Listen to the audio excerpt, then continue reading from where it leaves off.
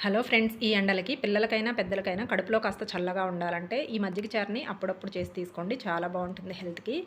ముందుగా ఒక కప్పు నిండా పెరుగుని ఏదైనా గిన్నెలోకి తీసుకొని కవ్వంతో చిలుక్కోవచ్చు. లేదు అంటే మిక్సీ జార్‌లోకి తీసుకొని మెత్తగా గ్రైండ్ చేసి తీసుకోవాలండి. ఈ మజ్జిగ చారుకి కొద్దిగా పులిసిన పెరుగు అయితే టేస్ట్ బాగుంటుంది. ఇప్పుడు ఇందులోకి సరిపోయన్ని వాటర్‌ని పోసుకొని రుచికి సరిపడినంత సాల్ట్‌ని వేసుకొని బాగా కలుపుకోవాలి. మజ్జిగ చారుకి మజ్జిగ కాస్త చిక్కగా ఉంటేనే బాగుంటుంది. ఇప్పుడు ఈ మజ్జిగలోకి పోపును పెట్టుకోవడానికి స్టవ్ మీద ప్యాన్ పెట్టి ఆవాలు జీలకర్ర వేసుకోవాలి. ఆవాలు చిటపట అన్న తర్వాత ఒక మీడియం సైజ్ ఆనియన్, ఒక పచ్చిమిర్చిని సన్నగా కట్ చేసి వేసుకొని ఒకసారి బాగా కలుపుకున్న తర్వాత కొన్ని కరివేపాకును కూడా వేసుకొని ఒకసారి కలుపుకున్న తర్వాత ఆనియన్స్ని కొద్దిగా సాఫ్ట్గా అయ్యేంత వరకు ఫ్రై చేసుకోవాలండి. ఇప్పుడు పావు టేబుల్ స్పూన్ పసుపును వేసుకొని ఒకసారి కలుపుకోవాలి. మొత్తం కూడా ఆనియన్స్ బాగా సాఫ్ట్గా ఫ్రై అయిపోయాయి. ఫైనల్గా సన్నగా కట్ చేసి పెట్టుకున్న కొత్తిమీరను కూడా వేసుకొని ఒకసారి బాగా కలుపుకొని స్టవ్ ఆఫ్ చేసుకొని పక్కకు తీసుకొని ఈ పోపు పూర్తిగా చల్లారిన తర్వాత మనం చేసి పెట్టుకున్న మజ్జిగలోకి యాడ్ చేసుకొని బాగా మిక్స్ చేసుకొని తీసుకుంటే ఎంతో టేస్టీ అయిన మజ్జిగ చారు రెడీ అయిపోతాయండి. ఒకసారి ట్రై చేసి చూడండి.